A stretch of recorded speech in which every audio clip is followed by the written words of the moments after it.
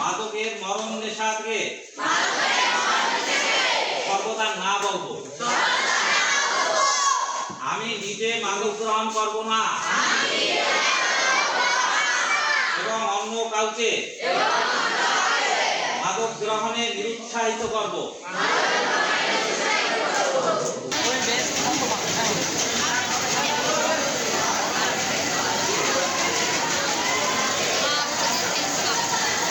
শক্ত হাতে দমন না করা পর্যন্ত এই মাদক বন্ধ হবে না। আজকে এই মাঠ পর্যায়ে যে এরা এত কষ্ট করতেছে, যেখানে আসে রুট, এখান থেকে যে বন্ধ না হয়, তো এই এদের যে এত কষ্ট করে কোনো লাভ নাই। আমি অনুরোধ করব মাননীয় প্রধানমন্ত্রী তারেক রহমান সাহেবকে যে মাদকের কঠোর আইন দরকার। এক পিস পাবে 3 বার জেল।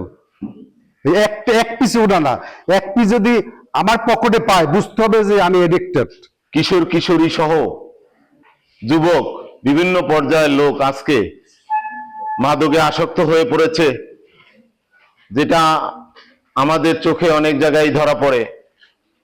ওনারা যখন এসেছেন আমার অফিসে, আমিও আজকে সকালে ফজরের নামাজ পড়ে আসার সময় আমার এলাকায় একজন আমাকে অনুরোধ করলো, স্যার আমার এই পাশের বাড়ির এইখানে মাদক বিক্রি হয়, যদি আপনারা কথা না বলেন তাহলে সমাজটা ধ্বংস হয়ে যাচ্ছে।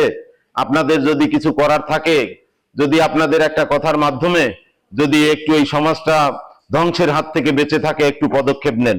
পিরোজপুরেও এই যে উইরাইজ রুরাল ডেভেলপমেন্ট ফাউন্ডেশন যে উদ্যোগ নিয়েছে, আসলে একটা তাদেরকে ধন্যবাদ দেওয়ার মতো আমরা ভাষা খুঁজে পাচ্ছি না।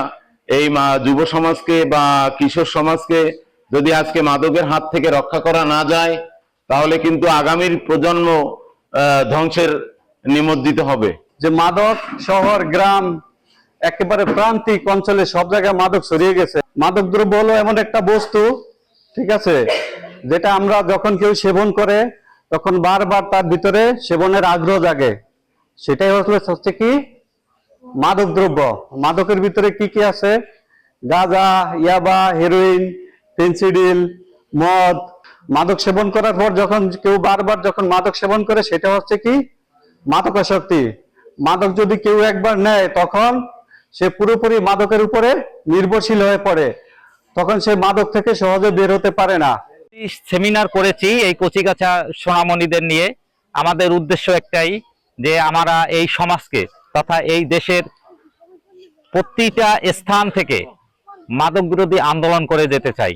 মাদক বিরোধী আন্দোলনের মাধ্যমে জনগণের মাঝে তথা এই বাচ্চাদের মাঝে এই মাদক সম্পর্কে ধারণা, এর কুফল সম্পর্কে আমরা ওদের খুবই সচেতন করতে চাই যে এটা কত মারাত্মক ভয়াবহ। এই মাদক যাতে ছড়িয়ে ছিটিয়ে আর না যায়, এজন্যই আমরা এই সামাজিক অবক্ষয় রোধে আমরা আজকের এই মাদক বিরোধী সেমিনারের আয়োজন করেছি।